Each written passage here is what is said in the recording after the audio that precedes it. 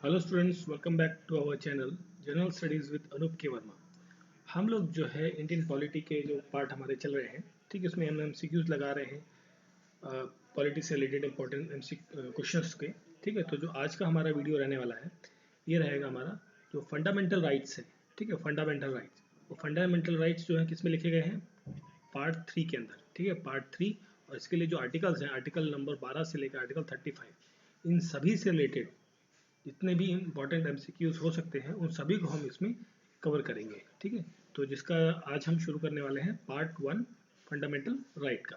ठीक है, तो चलिए शुरू करते हैं पहले क्वेश्चन के साथ में।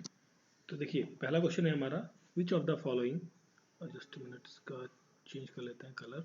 ठीक है, which of the following is given the power to enforce the fundamental right by the constitution. जो संविधान में फंडामेंटल राइट मौलिक अधिकार दिए गए हैं, तो उसको इन्फोर्स कराने का काम जो है वो किसको दिया गया है, मतलब किसके पास ये अधिकार है। ठीक है, कि वो कानूनी तौर पे इन्फोर्स किया जा सके, तो ये अधिकार दिया गया है सुप्रीम कोर्ट और हाई कोर्ट को।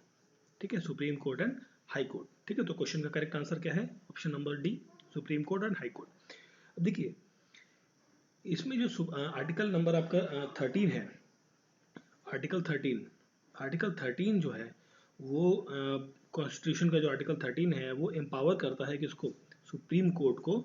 सुप्रीम कोर्ट को एम्पावर करता है कि वो जो है कोई भी रूल या लॉ दिया गया है पार्लियामेंट के द्वारा, उसकी क्या कर सके, वो जुडिशियल रिव्यू कर सके। उसका जुडिशियल रिव्यू करने का जो अधिकार है वो कॉन्स्टिट्यूशन ने सुप्रीम कोर्ट को दिया है अंडर आर्टिकल नंबर 13।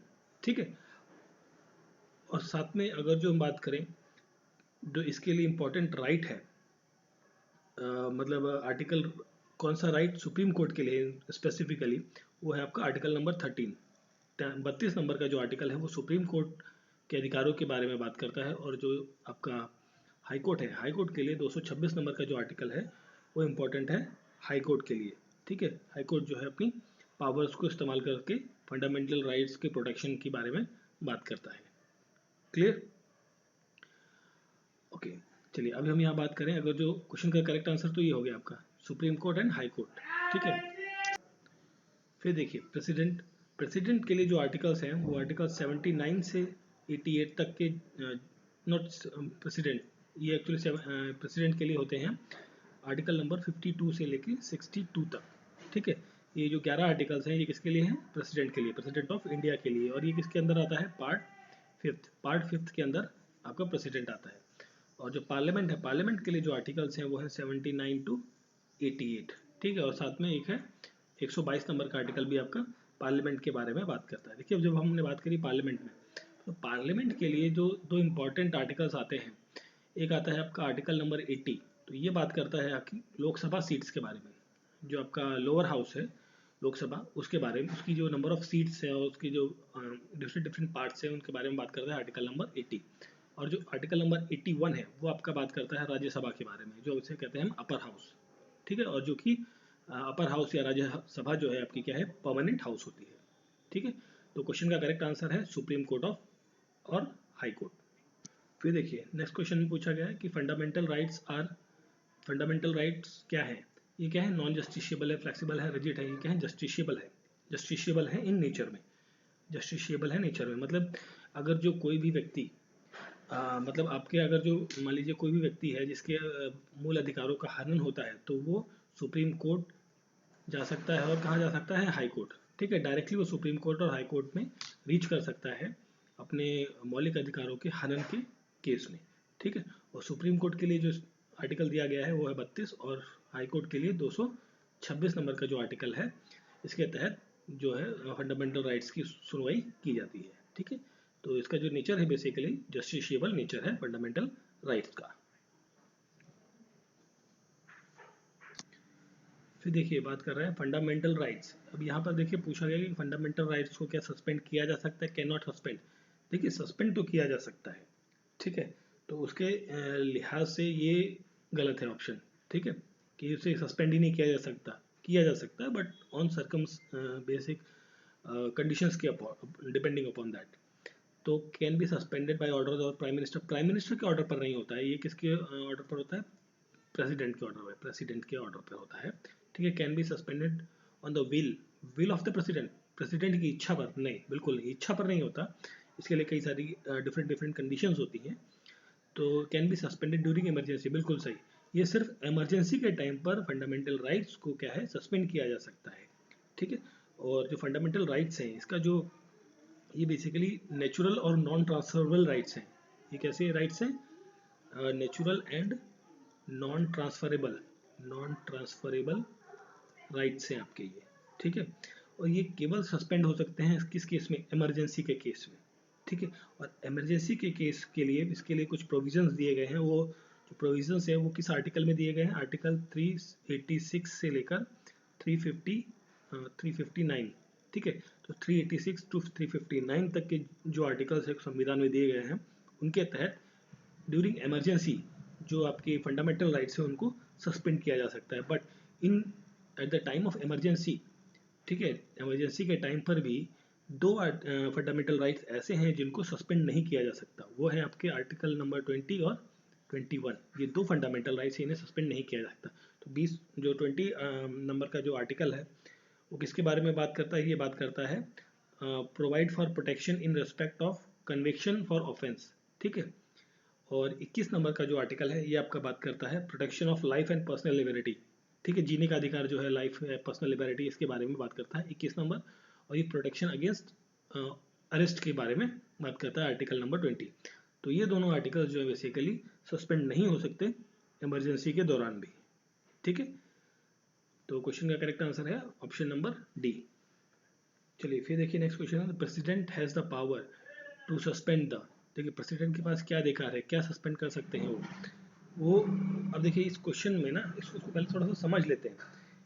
ठीक है, फंडामेंटल राइट्स को, मतलब देखिए फंडामेंटल राइट्स लिख दिया तो इसका मतलब क्या सारे फंडामेंटल राइट्स को सस्पेंड कर सकते हैं? नहीं, ऐसा नहीं है। अभी हमने पिछले क्वेश्चन में बात करी कि जो 20 नंबर और आर्टिकल है, 21 नंबर आर्टिकल्स हैं, इनको सस्पेंड नहीं किया जा सकता।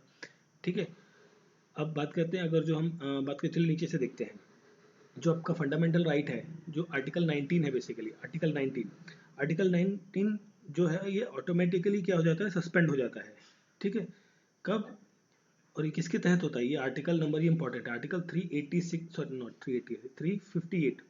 ठीक है, आर्टिकल 358 के तहत जो है आर्टिकल नंबर 19 को सस्पेंड किया जाता है ड्यूरिंग द इमरजेंसी। ठीक है, अब ये कौन सी इमरजेंसी होती है? इमरजेंसी मतलब जैसे अब बेसिकली या वॉर या एक्सटर्नल एग्रेशन, वॉर या फिर एक्सटर्नल एग्रेशन। ठीक है, एग्रेशन, एक्सटर्नल एग्रेशन, जैसे अभी जो हम देख रहे हैं, जिस टाइम मैं वीडियो बना रहा हूँ उस टाइम यूक्रेन और रशिया के बीच में वॉर की स्थिति है, तो उस ड्यूरेशन में इस तरीके की कंडीशंस में ये आर्टिकल नंबर 19 जो है आपका फंडामेंटल राइट, ये सस्पेंड हो जाता है अंडर 358 आर्टिकल के तहत। ठीक है, देखिए अब अच्छा चलिए इसको थोड़ा सा और एलेबोरेट कर लेते हैं। तो इसमें जो आपका ये था आर्टिकल 19, ठीक है, ये सस्पेंड होगा on the basis of war. ठीक है, वॉर के बेसिस पे 358 में।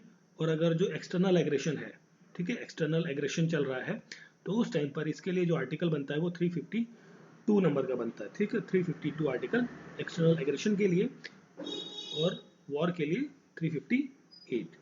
ठीक है, चलिए इसके बाद बारे में बात हो गई। फिर हम बात करते हैं कि ये जो आर्टिकल 21A है, ये किसके बारे में बात करता है? ये बेसिकली कौन सा आर्टिकल है? एजुकेशन से रिलेटेड आर्टिकल है आपका, राइट टू एजुकेशन वाला आर्टिकल है।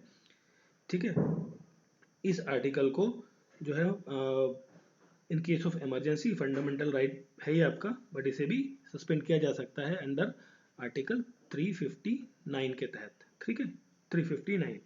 ठीक है, और ये आपको पता ही है कि जो 20 और 21 जो है वो आपका सस्पेंड नहीं होगा। ठीक, 20 और 21 सस्पेंड नहीं होगा, मतलब 21 आपका सस्पेंड नहीं होगा, राइट। ये कौन सा आर्टिकल था आपका? ये आर्टिकल बात करता था आपके जो राइट टू लाइफ और लिबर्टी के बारे में।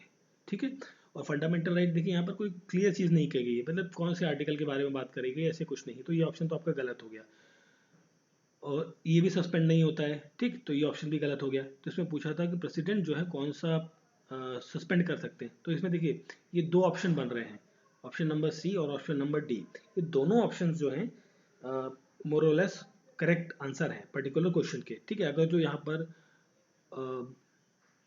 कभी ये ऑप्शन आ जाए, मतलब ए बी या मल्टीपल चॉइसेस होते हैं, तो वहाँ पर आप इसको करेक्ट कर सकते हैं। ठीक है, दोनों मेरे हिसाब से ये दोनों करेक्ट आंसर रहेंगे इस क्वेश्चन के। ठीक है, चलिए फिर बात करते हैं, under which article the constitution of India fundamental rights have to be provided to citizen. ठीक है, किस आर्टिकल में, मतलब देखिए रेंज पूछा गया है। अभी हमने स्टार्टिंग में ही वीडियो के बात करी थी आर्टिकल नंबर 12 से लेके 35 तक। ठीक है, तो ये जो आर्टिकल 12 से 35 है ये किसके बारे में बात करते हैं, फंडामेंटल राइट्स के बारे में बात करते हैं। ठीक है, और मुख्यतः फंडामेंटल राइट्स जो है वो कितने प्रकार के हैं आपके, 6 प्रकार के। इनिशियली जब कॉन्स्टिट्यूशन बना था उस टाइम पर एक और था आपके पास लीगल, जिसे आप राइट टू प्रॉपर्टी कहते थे, जिसे अबॉलिश कर दिया गया और इसे 300A में ट्रांसफर कर दिया गया और ये क्या बन गया, आपका लीगल राइट बन गया, लीगल राइट बन गया है। ठीक है, तो प्रेजेंट टाइम पर 6 नंबर ऑफ आपके अधिकार हैं, मौलिक अधिकार। इसके अंदर फर्दर सब डिविजन्स भी आपको देखने को मिलती हैं। ठीक है, चलिए, और अगर जो हम बात करें कि जो आपका ये है फंडामेंटल राइट का कॉन्सेप्ट है। ठीक है, ये जो फंडामेंटल राइट का कॉन्सेप्ट है, यहाँ पे बात करें फंडामेंटल राइट का जो कॉन्सेप्ट है, इसे कहाँ से लिया गया है, ये लिया गया है यूएसए से। यूएसए के कॉन्स्टिट्यूशन से फंडामेंटल राइट का कॉन्सेप्ट लिया गया है। और यूएसए से हमने और भी कई सारी चीज़ें ली हैं, जैसे impeachment of president, impeachment of president के बारे में भी हमने यूएसए से लिया है। Function of president and vice president के बारे में भी हमने कहाँ से लिया है, यूएसए से लिया है। ठीक है, removal of supreme court and high court जजेस जो हैं उनको रिमूवल के प्रोसेस के बारे में भी हमने यहीं से लिया है। ठीक है, और इम्पोर्टेंट जुडिशियल रिव्यू के बारे में जो कॉन्सेप्ट है वो भी हमने यूएसए के कॉन्स्टिट्यूशन से लिया है। और एक और बहुत ही इंपॉर्टेंट चीज़, जो प्रियम्बल है आपका, प्रस्तावना, इसका जो कॉन्सेप्ट है और ये जो बेसिकली प्रियम्बल है, ये भी हमने कहाँ से लिया है, यूएसए के कॉन्स्टिट्यूशन से। और इसका ये जो पार्ट है आपका article number 12 to 15, sorry not 12 to 15, 12 to 35 fundamental rights, इसके लिए जो पार्ट है वो पार्ट कौन सा है, पार्ट 3 इन्वॉल्व है इसके लिए। ठीक है, तो क्वेश्चन का करेक्ट आंसर है ऑप्शन नंबर बी, 12 से 35 तक के बीच में। चलिए फिर देखिए नेक्स्ट क्वेश्चन है, consider the following statement about the fundamental right. ये फंडामेंटल राइट से रिलेटेड कुछ स्टेटमेंट्स दी गई हैं, कौन से सही है गलत है, ये ऑप्शन आपको चूज करना है। तो देखिए पहले क्या दिया हुआ है, they are guaranteed against state action, बिल्कुल सही, स्टेट एक्शन के अगेंस्ट ये गारंटेड है। स्टेट एक्शन, देखिए स्टेट का मतलब यहाँ पर ये नहीं कि कोई राज्य है।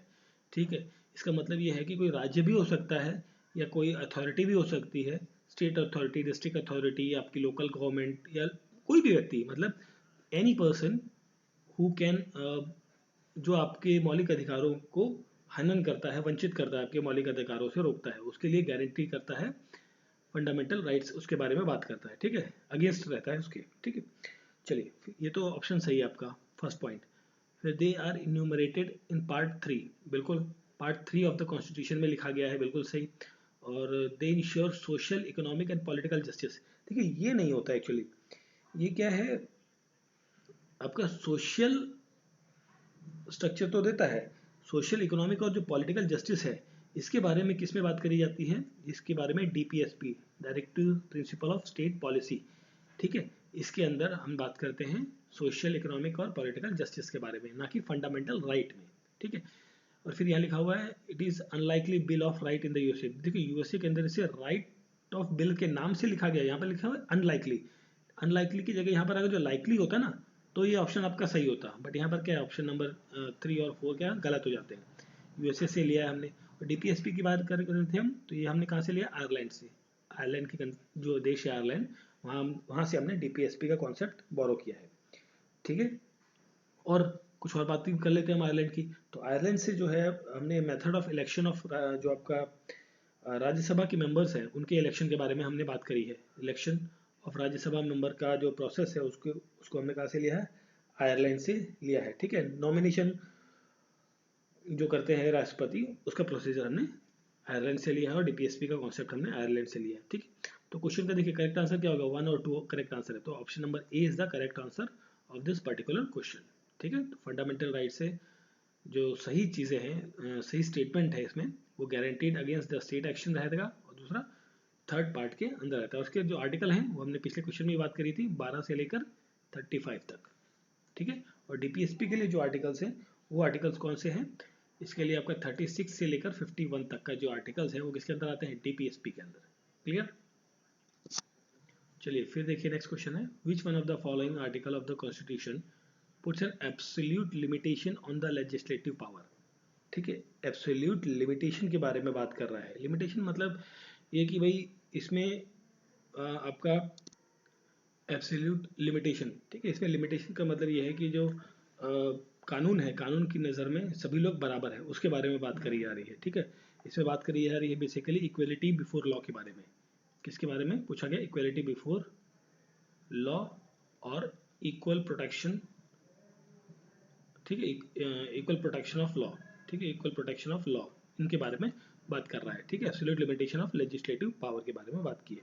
तो ये बात करी जाती है किसमें? आर्टिकल नंबर 14 में। ठीक है, और आर्टिकल नंबर 14 किससे रिलेटेड है? आपका इक्वलिटी बिफोर लॉ और इक्वल प्रोटेक्शन ऑफ लॉ के बारे में बात करता है। ठीक है, जिसमें ये कहा गया है कि कोई भी स्टेट जो है वो डिनाई नहीं कर सकता किसी भी पर्सन को, ठीक है, कि जो है मतलब कानून की नज़र में कोई भी पर्सन है, चाहे वो आपका रिच पर्सन है या आपका कोई गरीब व्यक्ति है, वो दोनों लोग कानून की नज़र में बराबर है। ठीक है, देखिए एक्चुअली क्या है ना, इसमें दोनों में डिफरेंस है छोटा सा। अब देखिए, एक ये आपका मान लीजिए एक गरीब व्यक्ति है, ठीक है, ये कानून मतलब जब हम बात कर रहे हैं इक्वलिटी बिफोर लॉ की, जब हम इक्वलिटी बिफोर लॉ की बात करें, छोटा सा कॉन्सेप्ट ऐसे समझ लीजिए, आपको ये दोनों चीज़ों में कन्फ्यूजन कभी नहीं होगा। इक्वलिटी बिफोर लॉ का मतलब ये हो गया कि ये आपका एक गरीब व्यक्ति है, ए व्यक्ति है, और ये बी व्यक्ति है। ठीक है, ये बी है, तो ये दोनों आदमी, ठीक है, कानून की नज़र में दोनों बराबर हैं। ठीक है, अब इक्वल प्रोटेक्शन ऑफ लॉ, अब देखिए इक्वल प्रोटेक्शन ऑफ लॉ का मतलब ये हो गया कि एक ये व्यक्ति है आपका, ये मान लीजिए ये था आपका वन नंबर का व्यक्ति जो है ये, और जो बी 2 नंबर का व्यक्ति है, ठीक है, ये छोटा है, इस साइज में है। ठीक है, इसकी हाइट ये है, मतलब हाइट इन द सेंस कि इन द इकोनॉमिकल और सोशल स्ट्रक्चर के हम बारे में बात करें तो इसका सोशल स्ट्रक्चर इतना है और इसका सोशल स्ट्रक्चर ये है। ठीक है, सोशल फाइनेंशियल इकोनॉमिकल वट जो स्ट्रक्चर आप ले रहे हैं। ठीक, तो अब क्या करते हैं, इक्वल प्रोटेक्शन ऑफ लॉ में क्या करा जाता है कि ये जो 2 नंबर का आदमी है ये तो ओके है, डन, इस आदमी को कुछ स्पेशल प्रोविजंस दिए जाते हैं, रिजर्वेशन दिए जाते हैं, ताकि ये इस हाइट पर आ जाए। ये जो आपकी हाइट मार्क थी, यहाँ पर तो ये पहुंचा हुआ ऑलरेडी, ठीक है, ये वाला छोटा था, तो ये इसको यहाँ तक पहुंचाने में कुछ एडिशनल एफर्ट्स लगाने पड़ते हैं, तो वो कहलाता है आपका इक्वल प्रोटेक्शन ऑफ लॉ, ताकि सभी लोग समान रूप से आ जाए। ठीक है, तो ये दोनों चीज़ों में बेसिक छोटा सा एक डिफरेंस है जो आपके अंडरस्टैंडिंग के लिए मैंने इस तरीके से बताया है, बट ये कहीं लिखा नहीं हुआ है, फॉर द अंडरस्टैंडिंग पर्पज मैंने आपको ये चीज़ एक्सप्लेन करी है। ठीक है, तो article number 14 is the correct answer. अच्छा, अब यहाँ पर आर्टिकल नंबर 15 दिया हुआ है, तो आर्टिकल नंबर जो 15 है आपका, ये किसके बारे में बात करता है? डिस्क्रिमिनेशन के बारे में। देखिए, डिस्क्रिमिनेशन के बारे में बात करता है, मतलब कोई भी व्यक्ति, कोई भी स्टेट का मतलब यहाँ पर state government, central government, local authority, municipalities, panchayat, कोई भी व्यक्ति किसी भी व्यक्ति दूसरे व्यक्ति के साथ भेदभाव नहीं कर सकता ऑन द बेसिस ऑफ, किस चीज़ पे बेसिस पे? Specially place of birth, sex, caste, ठीक है, रिलीजन, इन सभी बेसिस पे, फैक्टर्स पर कोई किसी भी तरीके का कोई भेदभाव नहीं कर सकता। फिर हम बात करेंगे जो आर्टिकल नंबर 16 की, तो आर्टिकल नंबर 16 आपका बात करता है इक्वल अपॉर्चुनिटीज़ के बारे में। Equal opportunities in the public employment, जो पब्लिक एम्प्लॉयमेंट है उसके अंदर सभी लोगों को समान अधिकार मिले हैं कि कोई भी उसके लिए अप्लाई कर सकता है। ठीक है, जो बेसिकली रादर देन एक्सेप्शन उसकी जो क्राइटेरिया है। मान लीजिए कोई इंजीनियरिंग का एग्जाम है, इंजीनियरिंग के एग्जाम के लिए क्या है, कोई व्यक्ति इंजीनियरिंग का कोर्स किया हुआ वही एलिजिबल है, ऐसा तो नहीं ना बीएससी किए हुए व्यक्ति को इंजीनियरिंग के एग्जाम के लिए एलिजिबल माना जाएगा, एक्सेप्ट बेसिक क्राइटेरिया, इन केसेस के इक्वल अपॉर्चुनिटी का अधिकार मिलता है किसमें? आर्टिकल 16 में। और आर्टिकल 17 आपका क्या बात अबॉलिश करता है, किस चीज़ को? अबॉलिश द अनटचेबिलिटी, अनटचेबिलिटी के रूल को बेसिकली बात करता है कि अनटचेबिलिटी को ख़त्म किया जाए। ठीक है, छुआछूत वाली बात, ठीक है, जो काफ़ी पहले चला करती थी, आज भी कुछ जगह ऐसा फील करा जाता है, बट बहुत ज़्यादा नहीं, इतना ज़्यादा। ठीक है, तो क्वेश्चन का करेक्ट आंसर है ऑप्शन नंबर ए 14। फिर देखिए नेक्स्ट क्वेश्चन है, under which article equal protection of law is provided. देखिए अभी हमने बात करी थी पिछले क्वेश्चन में, तो आर्टिकल नंबर 14 जो है उसके रिलेटेड है किससे? इक्वल प्रोटेक्शन ऑफ लॉ के बारे में बात करता है। ठीक है, इसमें कि state shall not deny any person, किसी भी पर्सन को डिनाई नहीं कर सकता, और वो क्या है, इक्वलिटी शो करता है किसके सामने? लॉ के सामने, कानून के सामने जो है सभी लोग बराबर है with in the territory of India. Bharat के जो टेरिटरी है पूरी, उसके अंदर, ठीक है। यानी कि आप बात करोगे कि आप वहाँ चले गए, यूएसए चले गए और फिर आपको बोलोगे कि भाई फंडामेंटल राइट्स आपके अब लॉ के सामने बराबर हैं, बट वो इंडियन टेरिटरी के अंदर के बारे में बात करते हैं, ठीक है। तो हमने बाकी सब चीज़ों के बारे में बात कर ली, ठीक है। तो क्वेश्चन का करेक्ट आंसर है option number 14 C, article number 14। चलिए फिर देखिए नेक्स्ट क्वेश्चन है right to equality. Right to equality देखिए ये क्या है, एक्चुअली फर्स्ट पार्ट है। जो हमारे आर्टिकल्स थे, आर्टिकल नंबर 12 से लेके 35 तक, 35 तक, ठीक है। जो 12 और 13 है ये तो आपका बेसिकली इंट्रोडक्टरी पार्ट है, ठीक है। और 13 नंबर आर्टिकल के तहत जो है सुप्रीम कोर्ट को ये अधिकार दिया गया है संविधान में कि वो जुडिशियल रिव्यू कर सकता है, ठीक।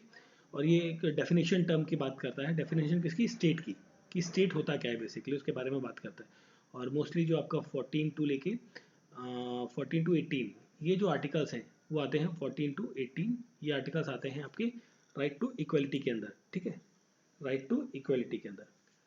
तो इसमें कौन कौन से आर्टिकल्स आ रहे हैं आपके, देखिए 14 टू 18 के बारे में बात कर रहे हैं, तो 14, 15, 16 तो आ गए, 1, 2, 3, 4 तो ये नहीं आया आपका, राइट टू इक्वलिटी के बाहर है आपका आर्टिकल नंबर 13। तो क्वेश्चन का करेक्ट आंसर है ऑप्शन नंबर सी 2, 3, 4, ठीक है। तो क्वेश्चन का करेक्ट आंसर है ऑप्शन नंबर सी 2, 3, 4, जिसमें आर्टिकल्स आपके 14, 15, 16, 17, 18, ठीक है, ये सारे आते हैं। तो 13 तो आपका हमने बात कर ली, अभी किसके बारे में बात कर रहा था, ये आपका सुप्रीम कोर्ट को ये अधिकार देता है कि वो फंडामेंटल राइट्स के ऊपर जो है जुडिशियल रिव्यू कर सकता है, ठीक है। 14 नंबर जो आर्टिकल है ये आपका बात करता है किसके बारे में, ये बात करता है राइट टू इक्वलिटी के बारे में बेसिकली बात करता है, ठीक है।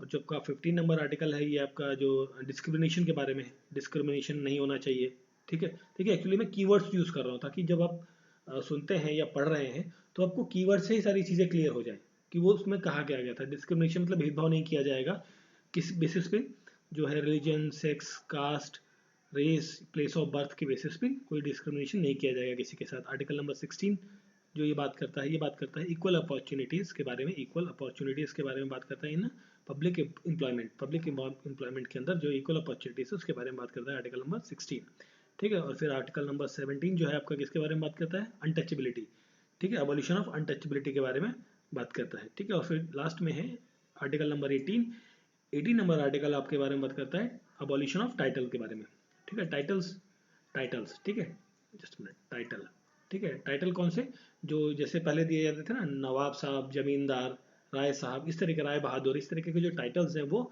अबॉलिश कर दिए गए आर्टिकल नंबर 18 के अंदर है, ठीक है। एक्सेप्शन है इसमें कि जो आपके एकेडमिक या जो मिलिट्री टाइटल्स हैं, जैसे एकेडमिक में डॉक्टर्स लगते हैं, डॉक्टर लगाया जाता है जब आप एमबीबीएस या पीएचडी करते हैं, या आर्मी में जैसे आपका मेजर, जनरल, इस तरीके के कैप्टन, इस तरीके के जो पोस्ट है, सैल्यूटेशंस हैं, वो आप यूज़ कर सकते हो। इसके अलावा कोई भी आपका टाइटल जो है वो नहीं लगा सकते आप, ठीक है। फिर देखिए नेक्स्ट क्वेश्चन है आपका, इस क्वेश्चन में पूछा गया थोड़ा सा डिटेल्ड क्वेश्चन है, ये डायरेक्ट क्वेश्चन नहीं है आपके उसमें, ठीक है। ये एक्चुअली उत्तराखंड पीसीएस का एग्जाम में आया हुआ क्वेश्चन है, ठीक है, यूके पीएससी के जो पेपर हुआ था उसमें आया हुआ क्वेश्चन है ये। इसमें पूछा गया कि under which article of the constitution reservation is admissible to admission in education institute including private and aided to OBC and SC ST is made, ठीक है।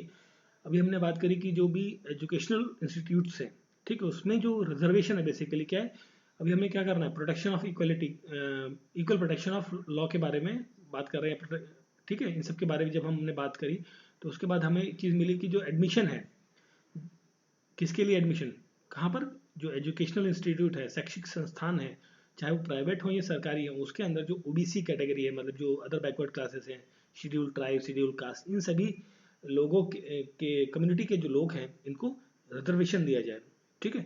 तो उसके बारे में कौन सा आर्टिकल बात करता है ये पूछा गया इसमें क्लियरली, ठीक है।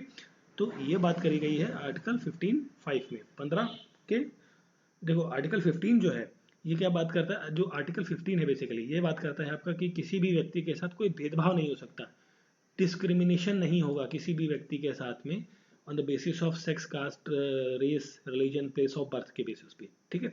बट इसी का ही जो आर्टिकल 15 का पार्ट 5 है, पार्ट 5 या इन द सेंस की क्लॉज 5, क्लॉज 5, जो क्लॉज 5 है वो स्टेट को, स्टेट इन द सेंस की सेंट्रल गवर्नमेंट हो सकता है, लोकल अथॉरिटी हो सकता है, राज्य की सरकार हो सकती है, ठीक है, उसको ये अधिकार देता है कि आप जो है, जो पिछड़े हुए लोग हैं, पिछड़ा वर्ग है, या जो जो ग्रो नहीं हुए हैं, जो डेवलप कम हुए हैं, ठीक है, अंडर डेवलप वाले कम्युनिटीज़ हैं, उनको आप प्रमोट कर सकते हैं, उनको पढ़ाने के लिए, उनको सोशली और इकोनॉमिकली स्टैब्लिश हो, उसके लिए आप एडिशनली जो है सम कोटा या रिजर्वेशन सिस्टम ला सकते हैं, ठीक है। तो ये अधिकार दिया गया है 15(5) के अंदर, ठीक है। ये डिस्क्रिमिनेशन नहीं है, बट इसमें क्या प्रमोट किया जा रहा है, मतलब हमने बात की थी ना कि एक व्यक्ति इतना बड़ा है, ठीक है, दूसरा इतना है, तीसरा इतना है, तो इन सबको इस लेवल पे लाने के लिए क्या है, इसको एडिशनल बेनिफिट देना पड़ेगा कुछ, इसको थोड़ा सा कम बेनिफिट देना पड़ेगा, इसको जरूरत नहीं है क्योंकि ये ऑलरेडी उस पोजीशन पर होल्ड कर रहा है, ठीक है। और ये जितने भी पार्ट्स हैं आपके, 4th पार्ट है, 16 4 है, और ये 15 का 5 पार्ट है, ये सारे इसी तरीके से डिफरेंट डिफरेंट टाइप की प्रोविजंस के बारे में बात करते हैं, जो प्रमोशन करते हैं, किसका, किन चीज़ को प्रमोट करते हैं, इक्वलिटी लाने के लिए सोसाइटी के अंदर, ठीक है।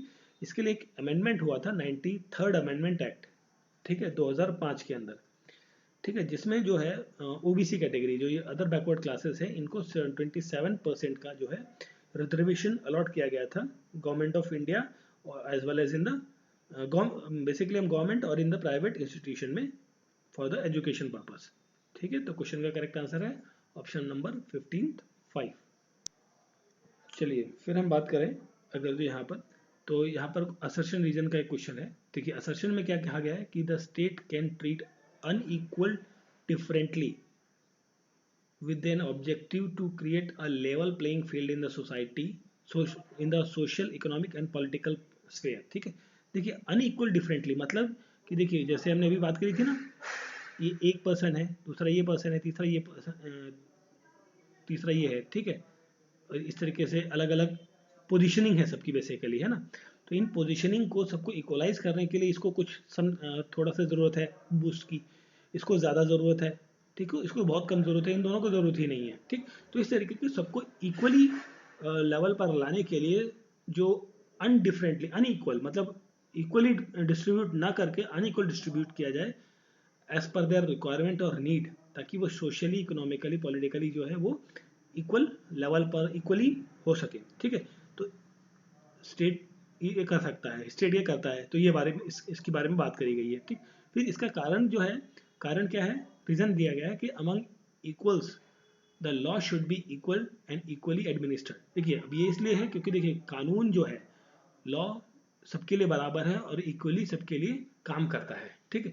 चाहे आपका ये वाला पर्सन हो जो हाईली रिच्ड या वेल स्टैब्लिश्ड है, या आपका जो ये वाला पर्सन है जो कम एस्टेब्लिश्ड है, मतलब जो एक पुअर फैमिली या पुअर पर्सन है, इन सभी के लिए क्या है, इक्वल है, ठीक है। क्योंकि जो गवर्नमेंट है या आपका सिस्टम जो है, ठीक, वो क्या मानता है कि सभी लोग उसके लिए क्या है, बराबर है ना, लॉ की दृष्टि से, ठीक। तो आपका सेशन भी सही है, रीजन भी सही है, तो क्वेश्चन का करेक्ट आंसर क्या रहेगा, option number D, both assertion and reason are true and R is the correct, R means reason is the correct explanation of A, ठीक है, क्लियर। चलिए फिर हम आगे बढ़ते हैं। देखिए नेक्स्ट क्वेश्चन है आपका ये वाला, इसमें पूछा गया which article of the constitution gives precedence to the constitutional provision over the law made by the union parliament और द स्टेट लेजिस्लेचर, ठीक है। तो जो आर्टिकल्स जो देते हैं बेसिकली क्या है कि प्री कॉन्स्टिट्यूशनल लॉ और पोस्ट कॉन्स्टिट्यूशनल लॉ के बारे में बात करता है, कौन सा वो आर्टिकल है, ये पूछा गया बेसिकली, ठीक है। तो वो आर्टिकल है आपका आर्टिकल नंबर 13, ठीक है। और यही आर्टिकल आपके बात करता है, सुप्रीम कोर्ट को पावर देता है किसके बारे में, एम्पावर करता है सुप्रीम कोर्ट को कि वो जो फंडामेंटल राइट्स है उनके लिए जो जुडिशियल रिव्यू की बेसिकली पावर देता है, आर्टिकल नंबर 13। तो क्वेश्चन का करेक्ट आंसर है ऑप्शन नंबर 13, ठीक है। फिर अगर जो हम बात करें यहाँ पर दिया हुआ है आर्टिकल नंबर 32, आर्टिकल नंबर 32 कौन सा आर्टिकल है, ये वही आर्टिकल है जिसके अंदर कॉन्स्टिट्यूशनल रेमेडीज या आपका जो के बारे में बात करता है, इसमें के अंदर सुप्रीम कोर्ट जो है फंडामेंटल राइट्स का जब हनन होता है तो इसके अंदर सुनवाई करता है, ठीक है।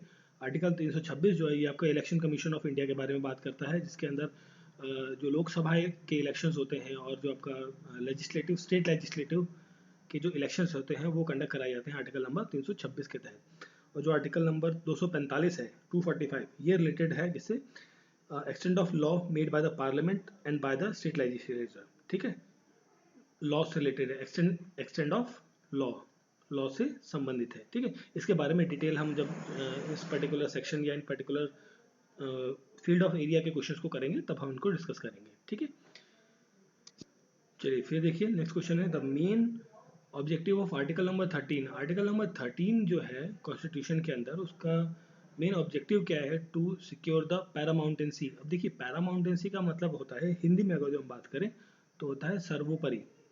ठीक है, सर्वोपरि। ठीक है, सर्वो is the literal meaning of paramountcy in Hindi. ठीक है, तो आर्टिकल नंबर 13 के बारे में बात कर रहा है ये। ठीक है, तो आर्टिकल नंबर 13 जो है बेसिकली कहाँ आ रहा है? फंडामेंटल राइट्स के अंदर। फंडामेंटल राइट्स कहाँ से आते हैं? 12 से लेकर 35 तक आते हैं, और ये हमने कहाँ से लिया है? यूएसए के कॉन्स्टिट्यूशन से लिया है। ठीक है, और फंडामेंटल राइट्स जो है कितने पार्ट्स में डिवाइडेड है? 6 पार्ट्स में डिवाइडेड। बेसिकली 6 तरीके के फंडामेंटल राइट्स आपको देखने को मिलते हैं। ठीक है, और हम बात करें साथ में तो यहाँ पे जो डीपीएसपी दिया हुआ है, DPSP directive state principle of state policy, ये आर्टिकल नंबर 36 से लेकर 51 तक। ठीक है, और ये हमने कहाँ से लिया है? आयरलैंड से बोरो किया है, आयरलैंड से बोरो किया है। फंडामेंटल ड्यूटीज, इसके लिए जो आर्टिकल देखिए, इसका जो कौन सा पार्ट हो गया? इसका पार्ट हो गया आपका फंडामेंटल सॉरी डीपीएसपी का जो पार्ट है पार्ट 4 है, और आपका फंडामेंटल राइट्स का पार्ट 3 है। पार्ट्स पे भी कई बार क्वेश्चन बहुत सारे देखने को मिलते हैं। फिर हम बात कर रहे थे फंडामेंटल ड्यूटीज की। तो फंडामेंटल ड्यूटीज के लिए जो आर्टिकल है वो 51A है। ठीक है, सिर्फ एक ही आर्टिकल है। इसके अंदर इनिशियली जब ये आया था आपका फंडामेंटल ड्यूटीज का जो पार्ट है, जो ओरिजिनल कॉन्स्टिट्यूशन है उसमें नहीं दिया हुआ था, ये आफ्टर सम टाइम्स मतलब जो एडिशन हुआ, ठीक है, उसके अंदर ये पार्ट्स को ऐड किया गया। ठीक, फंडामेंटल ड्यूटीज को अमेंडमेंट के थ्रू ऐड किया गया था। और इसके लिए जो अमेंडमेंट हुआ था वो हुआ था आपका, इसके लिए जो शुरुआती अमेंडमेंट हुआ था वो हुआ था आपका 42nd अमेंडमेंट एक्ट। ठीक है, ये आया था 1976 के अंदर। ठीक है, बाय द रिकमेंडेशन ऑफ स्वर्ण सिंह कमेटी। नाम इंपॉर्टेंट है, स्वर्ण सिंह कमेटी के द्वारा रिकमेंडेशन हुआ था 42वां अमेंडमेंट के दौरान। ठीक है, 42nd अमेंडमेंट को के दौरान। ठीक है, जिसमें फंडामेंटल ड्यूटीज को ऐड किया गया था। ठीक है, उस टाइम पर फंडामेंटल ड्यूटीज कितनी थी? 10। और उसके बाद एक और अमेंडमेंट हुआ जो हुआ था 86th अमेंडमेंट। ये कब हुआ था? 2002 के अंदर। ठीक है, 2002 के अंदर अमेंडमेंट हुआ ये। इसके अंदर जो 11th फंडामेंटल ड्यूटी है कि जो माता पिता की ड्यूटी है कि जो बच्चे हैं 14 ईयर तक के जो बच्चे हैं, 14 साल तक के बच्चे, उनको शिक्षा दिलाई जाए, उनको पढ़ाया जाए। ठीक है, तो इस ड्यूटी को ऐड किया गया था 86th अमेंडमेंट एक्ट के दौरान। ठीक है, तो क्वेश्चन का करेक्ट आंसर है, देखिए मेन ऑब्जेक्टिव क्या था हमारा 13 का, कि जो 13 नंबर आर्टिकल का ये कहाँ से लिया गया है? फंडामेंटल राइट से। ठीक है, तो क्वेश्चन का करेक्ट आंसर है option number B, fundamental right. ठीक है, तो ये थे आपके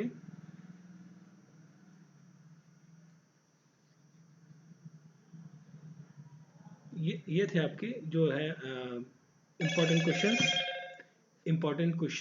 ठीक है, कुछ इंपॉर्टेंट क्वेश्चंस किसके? फंडामेंटल राइट्स के। ठीक है, पार्ट 1 हमारा था।